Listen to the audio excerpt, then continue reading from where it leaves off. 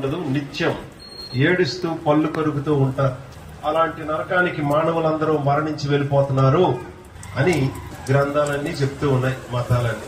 So మరణించిన తర్వాత నిత్యము అగ్నిగుండంలో కాలటానికి, ఏడవటానికి, బాధను భరించలేక పళ్ళు కొరకడానికి వెళ్తున్న మానవులకి ఈ గంట సేపు ఈ వర్షంలో ఈ టెంట్ కింద సగం తడుస్తూ సగం తడవకుండా ఈ చలిలో ఉండడం అది మరి అంత నష్టం, అవమానం, కష్టమైతే కాదు. కానీ మనిషి యొక్క జీవితం ఏంటో, దేవుడేంటో తెలియని వాళ్ళకి అరే అనవసరంగా వచ్చాము ఇక్కడ అని అనుకోవచ్చు. మిమ్మల్ని ఈ ఇబ్బందిలోకి ఈ రోజు తీసుకొచ్చిన మీ స్నేహితులకు మమ్మల్ని కూడా అలాగే క్షమించారు. ఇంకా ఎక్కువ సమయం చేయలేము. దేవుడు ప్రార్థన ఆలకించి కొంతసేపు ఓపిక పట్టారు. ఈ క్రిస్మస్ పండుగ అంటే ఏంటో ఒక్క మాట బైబిల్ నుంచి చదువుతున్నాను. దేవుడు రాయించిన మాట చదువుతూ ఉన్నానండి. అది తిమోతి పత్రికలో ఉంటది. పాపులను రక్షించుటకు క్రీస్తు యేసు లోకమునకు వచ్చెను. ఈ మాట మర్చిపోతారేమో, మరొకసారి చదువుతున్నా. పాపులను రక్షించుటకు క్రీస్తు యేసు లోకమునకు వచ్చెను. 2000 సంవత్సరాల క్రితం పుట్టినవాడు దేవుడు ఎలా అవుతాడు? వీళ్ళు నిజంగానే గొర్రెలు. ఆయన అన్నాడు ఆయన గూర్చి గొర్రెల కాపరని. ఇది ఒక గొర్రెల గ్రంథం. పెద్ద లాజిక్ ఏమీ లేకుండా ఎవరిని పడితే వాడిని దేవుడని నమ్మేసే వాళ్ళే ఈ క్రైస్తవులు. ఈ భారతదేశంలో ఈ క్రైస్తవులు ఎవరు అంటే కేవలం చిన్న కులస్తులు. చిన్న కులస్తులు క్రైస్తవులు ఎందుకు అయ్యారు అంటే ఈ రోజే న్యూస్ లో మనం చూసాం. ఒక పెద్ద ప్రెస్టీజియస్ గుడికి ఇళయరాజా గారు వెళ్లారు. ఇళయరాజా గారిని లోపలికి అలౌ చేయలేదు. అలాంటి ఇళయరాజా గారు ఇంత రికార్డు ఉండి కూడా, ఇంత వెల్ రెస్పెక్టెడ్ జెంటిల్మెన్ అయినా కానీ ప్రపంచవ్యాప్తంగా ఈ రోజు ఒక గుడికి వెళ్తే ఆయన లోపలికి రానివ్వలేదు. యేసుక్రీస్తును ఎక్కువ మంది జనాలు భారతదేశంలో నమ్ముకున్నది దళితులే. దానికి కారణం ఏంటంటే మమ్మల్ని ఎలాగా గుడిలోనికి రానివ్వట్లేదు. మా దగ్గరికి వచ్చిన దేవుణ్ణి మేమెందుకు పొమ్మనాలని సరే ఎవడో ఒకడు దేవుడు అనుకుని యేసు ప్రభుని దళితులు నమ్మారు. అలాగ భారతదేశంలో ఇది దళితుల మతం అయిపోయింది. అలాగ పేరు తెచ్చుకున్నారు. కానీ సమస్త లోకాన్ని సృష్టించిన దేవుడు మానవుల్ని సృష్టించాడు. ఈ మానవులందరూ పాపం చేసి మరణాన్ని తెచ్చుకొని యుగ యుగాలు అగ్నిగుండంలో నరకంలో ఉండడానికి మరణంతో వెళ్ళిపోతూ ఉంటే ఏ ఒక్కరూ నశించడం నాకు ఇష్టం లేదని ఎంతో ప్రేమతో ఈ లోకాన్ని సృష్టించుకున్న దేవుడు నీ దెబ్బ కాయడానికి శరీరాన్ని ధరించొచ్చాడు. అది క్రిస్మస్. నీ పాపానికి శిక్ష పొందడానికి, నీ దెబ్బ కాయడానికి, నీ సీక్రెట్స్ దేవుడు బయట పెడితే నీ మొహం మీద నీ కన్నవారే ఉమ్మేసేస్తాడు. నీ సీక్రెట్స్ అంటే నువ్వేదో చేసావని కాదు. నీ హృదయంలో నువ్వు ఏం కోరుకుంటున్నావో, ఏం ఆలోచిస్తున్నావో, ఏమి ఊహించుకొని సాటిస్ఫై అయిపోతున్నావో, నీ ఊహలేంటో, నీ ఆలోచనలేంటో, కోరికలేంటో, నీ సీక్రెట్ లైఫ్ ఏంటో తెలిసిన నీ సృష్టికర్త పరమాత్ముడైన దేవుడు నీ పాపాన్ని బట్టి తీర్పు తీర్చి యుగయుగాలు అగ్నిగుండంలో వేయాలి. ఈ సమస్యలో ఉన్నది ఎవరంటే మనిషి అన్న ప్రతి వాడు ఉన్నాడు. కానీ దేవుడు ఎంతో మంచివాడు, అనంతమైన ప్రేమ కలిగిన వాడు. ఏ ఒక్కరూ నశించడం ఆయనకి ఇష్టం లేక ప్రతి మనిషి యొక్క పాప శిక్షను నీ వంతు, నీ బదులు, నీ స్థానములో నీ పాప శిక్ష ఆయన నెత్తి మీద వేసుకుని నిన్ను తప్పించడానికి, నీ దెబ్బ ఆయన కాయాలంటే నీలాంటి శరీరం ఉండాలి. నీ బదులు ఆయన రక్తము చిందించాలంటే ఆయన కూడా రక్తము మాంసము కలిగిన వాడు అవ్వాలి.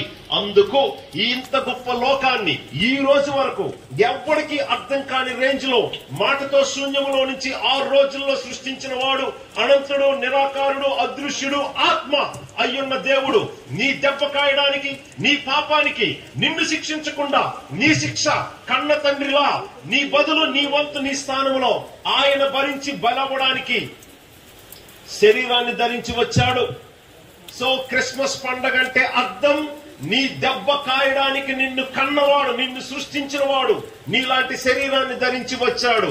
నీ పాపాన్ని బట్టి నువ్వు మరణించాలి, యుగయుగాలు అగ్నిగుండంలో పళ్ళు కరుగుతూ ఏడుస్తూ ఉండాలి. కానీ నిన్ను ఆ నరకంలో వేయడం ఇష్టం లేక నీ పాపానికి రావాల్సిన శిక్షను మరి ఇవ్వకపోతే న్యాయం తప్పిన వాడైపోతాడు.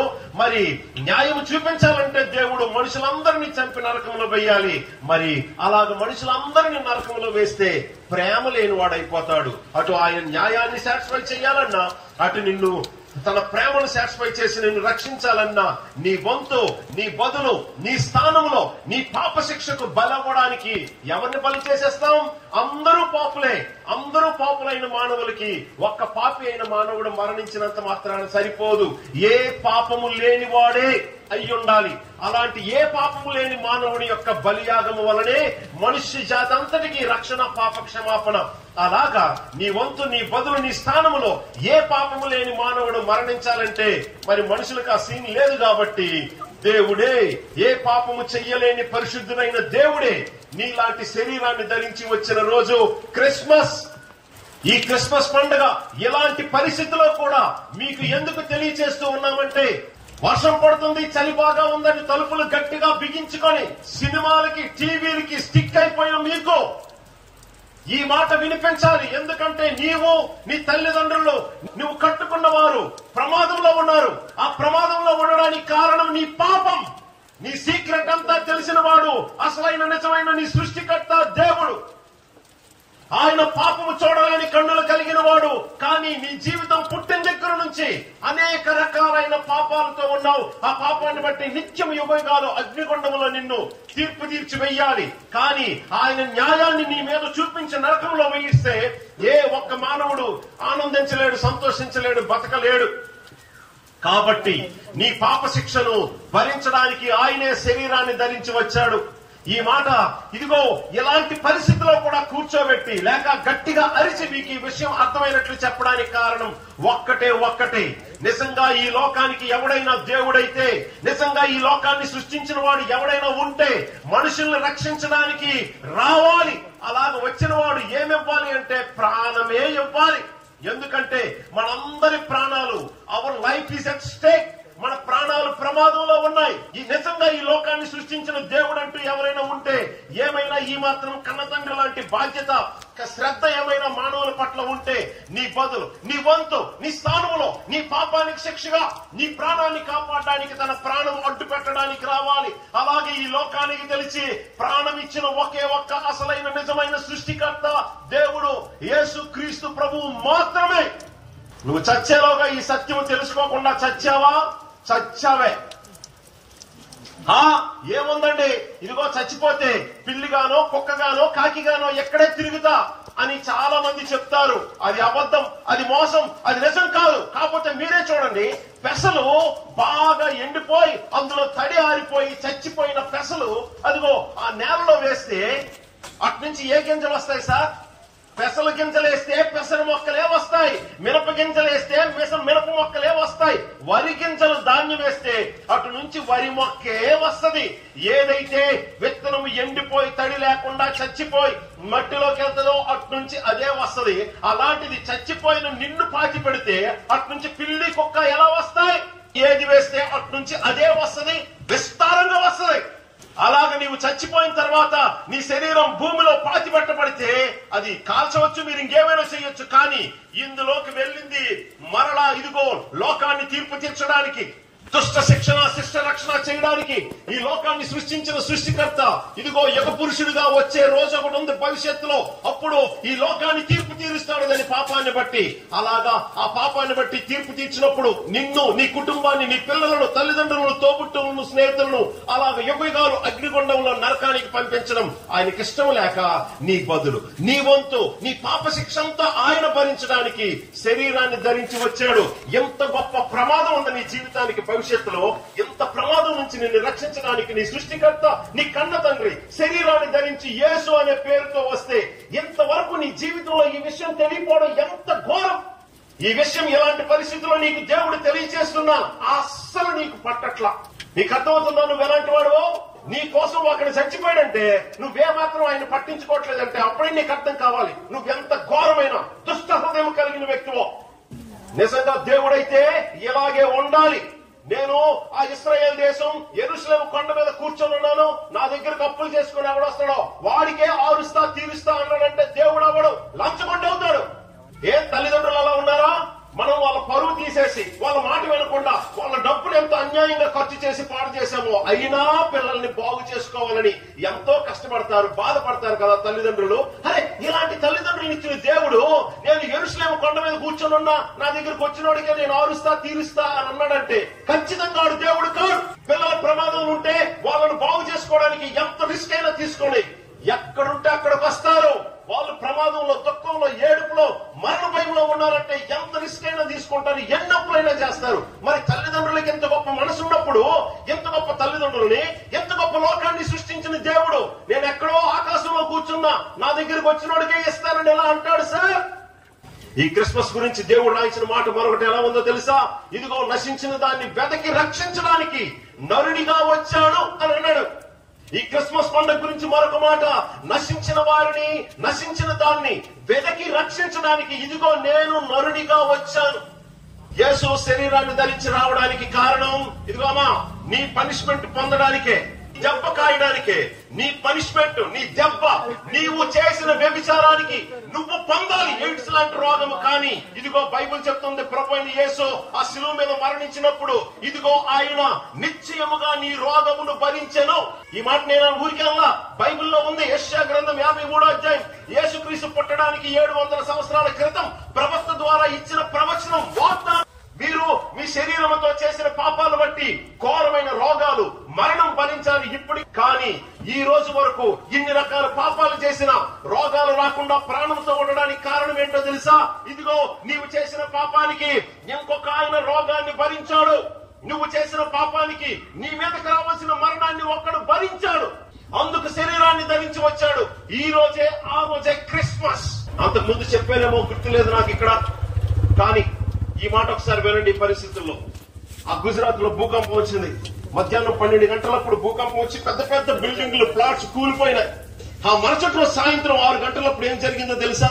ఆ మిలిటరీ వాళ్ళు వెళ్లి అందులో ఉండిపోయిన ఎవరైతే ఇంకా బతుకున్నారేమోనని ఆ పెద్ద పెద్ద అపార్ట్మెంట్లు కూలిపోతే ఆ శవాలన్నీ బయటికి తీస్తున్నారు. ఎవరైనా బతుకుంటే వాళ్ళు బయటికి తీసి సహాయం చేస్తా ఉన్నారు. బిల్డింగ్ పడింది ఈ రోజు 12 గంటలకైతే, మరుసటి రోజు సాయంత్రం ఏం జరిగిందో వినండి. ఏమో ఆ సాయంత్రం ఆ పక్కనే పడి ఉన్న ఆ బిల్డింగ్, ఆ శిథిలాల దగ్గరికి వెళ్లి మొహం కడుక్కొని నీళ్లు తాగి కొద్దిగా విశ్రాంతి, రెస్ట్, ఇంట్లో యొక్క శిథిలాల దగ్గర ఆ కింద నుంచి చిన్న పాప ఏడుస్తున్న ఏడుపు వినిపించింది. అయ్యి బాబా, ఇక్కడ ఎవరో చిన్న పాప ఏడుస్తుంది. ఈ చిన్న బిల్డింగ్ అని ఎవరు పట్టించుకోలేదు. ఈ బిల్డింగ్ కింద ఎవరో చిన్న పాప ఏడుపు వినిపిస్తుంది అంటే ఇంకా ప్రాణాలతో బతికే ఉందని అక్కడ ఉన్న వాళ్ళందరినీ పిలిచారు. ఆ ట్రాక్టర్స్, బుల్డోజర్స్ పైన తాళ్లు కట్టి జాగ్రత్తగా ఆ పైన పడిపోయిన గోడలు, స్లాబ్లు తీసి రాత్రి 9-10 గంటల సమయంలో ఒక చిన్న బేబీని మొత్తానికి రెస్క్యూ కాపాడారు, తీశారు. ఆ పాప ఎలా ఉందో తెలుసండి? జస్ట్ ఒక సంవత్సరం వయసు కూడా ఉండదు, 9-10 నెలల వయసు కలిగిన పాప. ఆ పాపను తీసేసరికి ఆ పాప ఎలా ఉందంటే ముఖం మొత్తం రక్తం పరకలు, ఈ ఛాతి భాగం అంతా రక్తం పరకలతో ఉంది. వాళ్ళు అనుకున్నారు రక్తం కక్కేసుకుంటూ ఈ పాప 30 గంటలు అసలు ఎలా బతుకుంది. ఈ బిల్డింగ్ పడింది నిన్న మధ్యాహ్నం 12కి. ఈ రోజు రాత్రి 9-10 వరకు అసలు ఏమీ తినకుండా, పాలు తాగకుండా ఈ చిన్న పాప రక్తం కక్కేసుకుంటూ అసలు ఎలా బతుకుంది. వాళ్ళకి అర్థం కాలేదు. ఈలోగా లైటింగ్ పడి చెప్పారు, ఇదిగో ఇక్కడ ఇంకెవరో ఉన్నారు అని చెప్తే ఒక స్త్రీ అక్కడ పడి ఉంది. ఈ పాప వాళ్ళమ్మ, ఆమెను కూడా బయటికి తీశారు. బయటికి తీసిన తర్వాత చూస్తే మొహం మీద నీళ్ళేసారు, ఏదో చేశారు. అస్సలు ఉలుకు లేదు, పలుకు లేదు. ఈమె ప్రాణం లేదు, చచ్చిపోయింది. ఇప్పుడు కాదు, చచ్చిపోయి చాలా సేపు అయింది. ఒళ్ళు కూడా చల్లగా అయిపోయి గట్టిగా అయిపోయి. అరే ఇంతకీ ఈమె ఇలా చనిపోయింది, తలకేమైనా గాయమైందంటే తలకేం గాయం అవ్వాల. ఆమె చేతులు చూస్తే ఎలా ఉన్నాయి తెలుసా? రక్త మరకలు ఉన్నాయి. ఆ తర్వాత మరి కాస్త జాగ్రత్తగా గమనించేసరికి ఇదిగో భూకంపం వచ్చి బిల్డింగ్ పడిపోయిన తర్వాత పాప ఒకవైపు, మదర్ వైపు, తల్లి ఒకవైపు పడిపోయారు. ఆ తర్వాత ఆ పాప ఆకలికి ఏడుస్తూ ఉంది. ఎంతో సేపు ఏడుస్తూ ఉంటే ఈ తల్లి ఎంతో ప్రయత్నిస్తే ఆ పాపకు చెయ్యి మాత్రమే తగులుతుంది. ఆ చేతితో అమ్మా తల్లి ఇక్కడే ఉన్నాను, కొద్దిసేపు ఓర్చుకో అని ఏదో చెప్పుకుంటది. కానీ 1 సంవత్సరం వయసు కూడా లేని పాప ఏడుస్తూ ఉంటే, ఆకలికి ఏడుస్తూ ఉంటే మాటలు చెప్తే కుదరదు, ఏదో చేసి పాలలో నీళ్ళలో పెట్టాలి. కానీ తల్లి ఆ పాపను దగ్గరికి తీసుకోగలిగే అవకాశం లేదు. ఈ పాప దగ్గరికి వెళ్లి పాలు పెట్టే అవకాశం లేదు. ఎంతో కష్టపడితే చెయ్యి మాత్రం అందుతుంది. ఎందుకు? పైన పడిపోయిన స్లాబ్ ఇలా అణచివేసింది. కింద వాళ్ళు సేఫ్గా ప్రమాదం, గాయం లేకుండానే ఉన్నారు. కానీ ఆ పాప ఆకలికి గంట గడుస్తూ ఉంటే ఇంకా ఎక్కువ ఏడుస్తుంది. ఆ వెక్కి ఏడుస్తుంటే తల్లికి ఎప్పుడో అర్థమైంది ఒకనొక టైంలో, ఇంకా నేనేదో ఒకటి చేసిన పాపకి ఆకలి తీర్చి కడుపు నింపకపోతే ఆ వెక్కి ఏడుస్తూ ఊపిరి తిరగక చనిపోతుందని అర్థమైనట్టుంది. అప్పుడు ఆ తల్లికి ఏం చేయాలి ఒక ఆలోచన వచ్చింది. ఆ ఆలోచన ఏంటో తెలుసండి?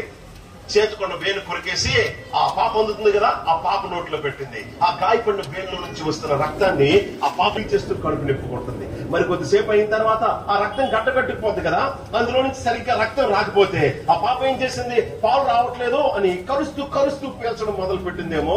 ఈ తల్లికి మరి ఎక్కువ నొప్పి అనిపించిందేమో, ఇంకొక వేణు కొరికేసుకుని ఫ్రెష్ గా మరలా పాప నోట్లో పెట్టింది.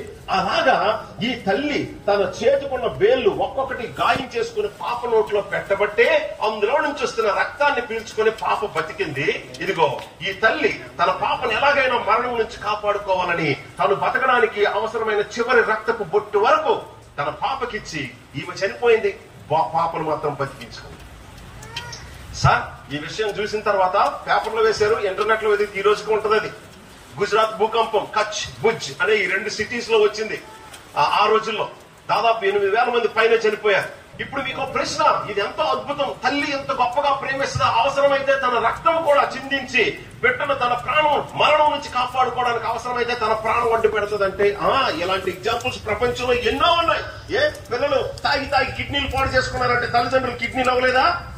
ఇంకేమో రోగాలు తెచ్చుకున్నారంటే వాళ్ళ కోసం రిస్క్ తీసుకుని ప్రాణాలు పోగొట్టుకోలేదా?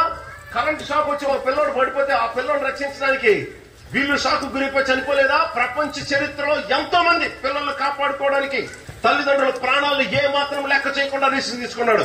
పక్కింటి పిల్లల కోసం ఎవడు ప్రాణాలే తెగించడు. సొంత కన్న పిల్లల కోసమే కన్న తల్లిదండ్రులే తెగిస్తారు. ఎంత రిస్క్ అయినా తీసుకుని ఎంత రిస్క్ లోకైనా వస్తాడు. మరి ఎంత గొప్ప లోకానికి ఉన్న పెద్ద సమస్య మరణం, ఆ తర్వాత నిత్యం యుగాలు అగ్నిగుండం అయితే మరి ఈ లోకాన్ని సృష్టించిన దేవుడు ఎక్కడ పడుకున్నాడు? తల్లిదండ్రులు అలా లేరు కదా. పిల్లల ప్రమాదం ఉండాలంటే ఎంత రిస్క్ అయినా తీసుకొని పరిగెట్టొస్తారు. ఎంత గొప్ప లోకాన్ని సృష్టించిన దేవుడు ఎక్కడ దాక్కున్నాడు? ఈ తల్లిని పుట్టించిన దేవుడు ఎవరై ఉండొచ్చు? ఎవరి పేరు రాస్తారండి? కనీసం 2 దేవుడి పేర్లు రాయగలరా? ఈ మానవుని ఈ లోకాన్ని సృష్టించిన దేవుడు ఈయనే అని చెప్పడానికి ఇదిగో ఈ తల్లిని ఎవరు పుట్టించారో ఈ లోకాన్ని కూడా ఆయనే పుట్టించాడు. ఇప్పుడు చెప్పండి, ఇలాంటి తల్లిదండ్రులను పుట్టించిన దేవుడు ఎవరు? సృష్టికర్త ఎవరు? ఒకవేళ ఎవరి పేరు మీరు రాయాల్సి వచ్చినా ఆయన పుట్టించిన పిల్లల కోసం ప్రాణం పెట్టువాడై ఉండాలి. మన కోసం ప్రాణాన్ని ఏ మాత్రం లెక్క చేయకుండా నీ ప్రాణానికి తన ప్రాణం అడ్డు పెట్టువాడై ఉండాలి. నిజానికి ఈ ప్రపంచానికి సృష్టికర్త అంటూ ఎవడైనా ఉంటే ఈ లోకానికి తెలిసి ప్రాణం ఇవ్వడానికి రావాలి. ప్రాణం ఇవ్వకుండా కబుర్లాడేవాడు దేవుడు కాదు. నిజంగా సృష్టికర్త అయితే తల్లిదండ్రులే ఈ రేంజ్ లో ప్రేమ చూపిస్తారు కదా. మరి ఇలాంటి తల్లిదండ్రులను ఎంత గొప్ప లోకాన్ని సృష్టించిన దేవుడు మరి ఏ రేంజ్ లో నిన్ను ప్రేమించాలి సార్? అలాగా నీ పాపాన్ని బట్టి నువ్వు మరణం అనుభవించి నిత్యం యుగాలు అగ్నిగుండంలో ఉండడం ఇష్టం లేక నీ వంతు, నీ బదులు, నీ స్థానంలో నీ పాప శిక్ష ఆయన భరించడానికి నీ కోసం బలి అయి ఆయన రక్తాన్ని చిందించి ఆయన రక్తముతో నీ పాపాన్ని కడగడానికి ఈ లోకానికి శరీరాన్ని ధరించి వచ్చిన వాడు ఒక్కడే. ఆయన పేరు ప్రభువైన యేసు క్రీస్తు. ఈ మాట మీకు అర్థమైనట్లు చెప్పకపోతే మేము చాలా అన్యాయం చేసినట్టు అవుతాం. ఈ మాట చెప్తే మమ్మల్ని చంపడానికి ఎంతో మంది రకరకాలుగా ప్రయత్నిస్తున్నారు. అయినా పర్వాలేదు, బ్రతికేయడానికి బాగా బ్రతికేయడానికి యేసు ప్రభు నమ్మలేదు. ఆయన దేవుడు అని చెప్పుకుంటే ఆయన్నే చంపారు. మరి ఆయన ఫాలో అవుతుంటే మాకు మాత్రం ఏంటి? ఆయనకు ముళ్ళ కిరీటం పెట్టి ఆయన వెనకాతలు నడుస్తున్న మాకు ఎవరు బంగారం కిరీటం పెట్టరు. ఈ లోకములో మమ్మల్ని అవమానంగానే చూడొచ్చు, తక్కువగానే చూడొచ్చు. వీళ్ళకి ఏంటి పిచ్చి అనుకోవచ్చు. సార్ మాకంత దేవుడు అంటే పిచ్చేమీ లేదు సార్. కానీ ఏదో కనీసం ఈ క్రిస్మస్ పండగ రోజుల్లోనైనా ఏ ఒక్కరు నశించి ఆ నరకానికి వెళ్ళకూడదని మిమ్మల్ని బాధ్యత కలిగిన తండ్రిలా సృష్టించిన దేవుడే మీ కొరకు మీ పాపమంతా తన నెత్తి మీద వేసుకుని నిన్ను రక్షించడానికి సిలువ వరకు వచ్చాడు. అలా సిలువలో ప్రాణం పెట్టడానికి, రక్తం చిందించడానికి నీలాంటి ఒక శరీరాన్ని ధరించి వచ్చాడు. ఆ క్రిస్మస్ రోజు యొక్క అర్థం నీకు చెప్పకుండా ఈ క్రిస్మస్ నెలలు అయిపోతే ఈ క్రైస్తవులు ఎంతో అన్యాయం చేసినట్టు. మీకు అన్యాయం క్రైస్తవులు చేయలేదు, ఈ లోకాన్ని సృష్టించిన నీ కన్న తండ్రి అయిన దేవుడు చేయలేదు. కానీ నీకు అన్యాయం నువ్వే చేసుకుంటున్నావు. నీకు తెలిసిందే జ్ఞానం అనుకుంటున్నావు, నీకు తెలిసిందే పెద్ద లాజిక్, పెద్ద రీజనింగ్ అనుకుంటున్నావు. సార్ మీ హృదయం, మీ చదువు, మీ జ్ఞానం, మీ ఆలోచన నిన్ను మోసగిస్తుంది. పాపం రకరకాల వాటిల్లోనే లేదు, చివరికి నీ ఆలోచనలో కూడా ఉంది. కాబట్టి సత్యం నువ్వు గ్రహించలేకపోతున్నావు. నువ్వు నశించి నరకానికి వెళ్ళడం దేవునికి ఇష్టం లేదు. కాబట్టి ఇదిగో ఇలాంటి వర్షంలో కూడా ఈ మాటలు మీకు తెలియచేయడానికి మమ్మల్ని ఇక్కడ తీసుకొని వచ్చాడు. ఇదిగో దారిని నడుచుతున్న వారులారా, ఎవరికైనా ఇలా జరగడం చూశారా అని బైబిల్లో ఉంది. వాళ్ళు బైక్ మీద వెళ్తున్నారు కాబట్టి నేను చెప్పట్లేదు సార్ వెళ్ళిపోవచ్చు బైక్ మీద ఎవరైనా. ఇదిగో ఈ మాట బైబిల్లో ఉంది. ఓ దారిని పోవు వారులారా, ఇలాగ జరుగుట ఎవరికైనా జరగడం నువ్వు చూసావా అని బైబిల్లో యెషయా గ్రంథంలో రాశారు. అంటే ఈయనలో నాకు ఏ తప్పు ఏ నేరం కనిపించట్లేదు, కానీ మీరందరూ అడుగుతున్నారు కాబట్టి తీసుకెళ్లి సిలువేసి చంపుకోండి అని అన్నాడు. అరే ఏ జడ్జి గారండి, ఏ కోర్టు అండి ఇలాంటి తీర్పిస్తుంది? అరే ఏ నేరం కనిపించకుండా మరణ శిక్ష ఎలా విధిస్తారు? ఇలా యేసుక్రీస్తు జరగడానికి కారణం ఏంటో తెలుసా? ఆయన మరణించింది ఆయన చేసిన తప్పు కాదు. ఆయన ప్రాణం పెట్టి మరణించి రక్తము చిందించింది నీ కోసం, నీ పాపం కోసం, నిన్ను రక్షించడం కోసం. యేసుక్రీస్తు తప్ప ఈ లోకంలో పాపం క్షమించగలిగే అధికారం ఎవరికీ లేదు. సార్, నీ పాపాలు కడుక్కొని బతకడానికి, నీ జీవితాన్ని బాగు చేసుకోవడానికి, నిత్యం నరకం తప్పించుకోవడానికి మీరు ఏ ప్రయత్నం చేసినా అది అబద్ధం.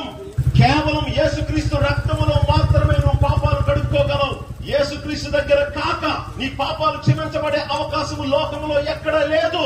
నీవు మరణించి ఘోరమైన ప్రమాదంలోకి వెళ్తున్నావు. నిన్ను దేవుడు ఎంతగా ప్రేమిస్తున్నాడో ఆ ప్రేమను నువ్వు అర్థం చేసుకోవాలని ఎలాంటి పరిస్థితుల్లో కూడా దేవుడు మరొకసారి ఈ మాటలు తెలియజేస్తూ ఉన్నాడు. నేను ప్రార్థన చేస్తూ ఉన్నాను. ఈ ప్రార్థన దేనికో తెలుసండి? ఎప్పటికైనా మీ జీవితం గురించి, ఈ జీవితాన్ని ఇచ్చిన పరమాత్ముడైన నిజమైన సృష్టికర్త గురించి మీరు ఆలోచించి ఒక మంచి నిర్ణయం తీసుకొని నీవు నీ ఇంటి వారిని కూడా రక్షించుకోవాలని ప్రార్థన చేస్తూ ఉన్నాను. ప్రార్థన. పరిశుద్ధ దేవా, నా ముందున్న ఇదిగో ఈ యవ్వనులు, ఈ పిల్లలు, ఇక్కడున్న పెద్దవాళ్ళు, సోదరి సహోదరులు ఎవరైనా ఈ వర్షంలో ఈ మాటలు ఆలకించేవారు అంటే ప్రభువా దయచేసి వారిని, వారి ఇంటి వారిని రక్షించండి. ప్రభువా, ఈ పరిస్థితుల్లో కూడా మేము ఎంతసేపు ఈ మాటలు చెప్పడానికి కారణం, మేము గొప్ప ప్రమాదం ఉన్నాం, పాపంలో చిక్కుకుపోయాం. ఆ పాపంలో ఉన్న సుఖాలు బట్టి మేము కొట్టుకుని వెళ్ళిపోతూ ఉండి మా గౌరవాన్ని పాడు చేసుకుంటున్నాం, మా ఆరోగ్యాన్ని పాడు చేసుకుంటున్నాం, మా భవిష్యత్తును పాడు చేసుకుంటున్నాం. చివరికి నరకానికి వెళ్ళిపోతుంటే మా పాప శిక్ష ఇదిగో ఆయన నెత్తి మీద వేసుకుని మమ్మల్ని రక్షించడానికి శరీరాన్ని ధరించి వచ్చిన ఈ యేసు క్రీస్తు నన్ను ఎంతగానో తన ప్రాణానికంటే ఎక్కువగా నన్ను ప్రేమించాడు. కాబట్టి నేను కూడా ఆయన్ని ప్రేమించాలి. ఒకవేళ ఆయన్ని ప్రేమించకుండా నా జీవితం అయిపోతే అది ఘోరమైన ప్రమాదంలోకి వెళ్తుందని ఈ సత్యం ఈ స్థలంలో ఉన్న వారందరికీ అర్థమై వారు రక్షణ పొంది నిజమైన శాంతి, సమాధానము, నిజమైన గౌరవము, ఆనందము, నిజమైన ఆశీర్వాదము ఈ స్థలంలో ఉన్న వారందరికీ అనుగ్రహించమని వేడుకుంటూ, ఇదిగో దేవా, మేము అడగకుండానే మా కోసం ప్రాణం ఇవ్వడానికి వచ్చావు కదా. మా జీవితాల్లో ఎన్నో సమస్యలు ఉన్నాయి. ఉద్యోగాలని, ఆర్థిక సమస్యలని, కుటుంబంలో తగాదాలని, రకరకాల మానసిక సమస్యలు, ఒత్తిళ్లు, భయాలు. ఇదిగో మేము అడగకుండానే మా కోసం ప్రాణం పెట్టడానికి వచ్చావు కదా. మరి మాకున్న సమస్యల అవసరాలు దయచేసి తీర్చండి, అద్భుతాలు చేయండి అని ఇదిగో ఈ స్థలంలో ఉన్నవారు ఏ విషయం గురించి అయినా నీకు ప్రార్థన చేస్తే యేసు ప్రభువా వారి ప్రార్థన ఆలకించి గొప్ప కార్యాలు వాళ్ళ జీవితంలో జరిగించి గొప్ప సాక్ష్యాన్ని, శక్తిని, ధైర్యాన్ని, ఆశీర్వాదాన్ని, అద్భుతమైన భవిష్యత్తుని వారికి అనుగ్రహించమని మా కొరకు ప్రాణం పెట్టి తిరిగి లేచి రాబోతున్న యేసు క్రీస్తు ప్రభు పేరిట ఈ క్రిస్మస్ ఆశీర్వాదాలు అనుగ్రహించమని ప్రార్థన చేసి పొంది ఉన్నాము ప్రభువా. ఆమేన్, ఆమేన్. బెనెడిక్షన్, ఆశీర్వాదం. తండ్రి అయిన దేవుని ప్రేమ, ప్రభు అయిన యేసు క్రీస్తు వారి కృపా సమాధానములు, పరిశుద్ధాత్మ దేవుని అన్యోన్యమైన సహవాసము, శక్తి, సహాయము సదాకాలం ఇక్కడున్న వారందరికీ, ఈ మాటలు విన్న వారికి, సకల పరిశుద్ధులకి తోడుగా ఉంచి ఆయనకే మహిమ ప్రభావాలు పొందుకొనుగాక. Amen, amen. God bless you all.